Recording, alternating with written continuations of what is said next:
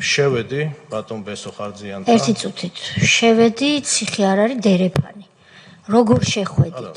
ვის დაუკავშირდით? ორდერი გამოვწერეთ კომპანიიდან და როგორც წესია მეხუთე საფრთხილეში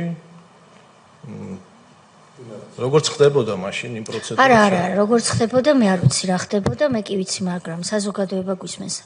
მე მაინტერესებს ოფისიდან რომ გამოხვედით, რა ნაბიჯები გადადგით, იმ დღესვე შეხვდით ხარძიანს? ეს არ მახსოვს. მეორე დღეს შეხვდით? არ მახსოვს. ერთ თვეში შეხვდით? არა, მალე შეხვდით. მალევე შეხვდით? და რა გააკეთეთ? გამოწერეთ ორდერი. შემდეგ ორდერი გამოვწერე, ხელშეკრულება გაფორმდა მანამდე საადვოკატო მომსახურების შესახებ. ვინ გაგიფორმათ? მაია ხარძიანმა როგორც დიახ. გამოიწერა ორდერი ამ ხელშეკრულების საფუძველზე და როგორც გითხარით, მალევე შეიძლება იმ დღეს ან მომდევნო დღეს შევედი, დაურეკე შესაბამის თანამდებობის პირს. ვის? იქედან? დიახ, ვის დაურეკეთ? ვისაც ურეკავთ ადვოკატები, როცა მივდივართ. ვის ურეკავთ? რიგით მოხელეს, ვინც რიგითი ჩვეულებრივი წესით შევედი, არა სხვასთან არავისთან არ დამირეკავს. არანაირი კავშირი სხვასთან არ ქონია, მაღალი თანამდებობის პირთან, ამას თუ გულისხმობთ. არა, მე რას გულისხმობ, ეს მე ვიცი.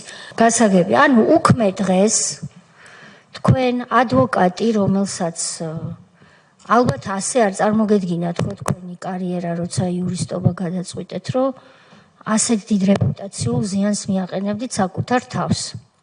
კვირა დღეს გირეკავთ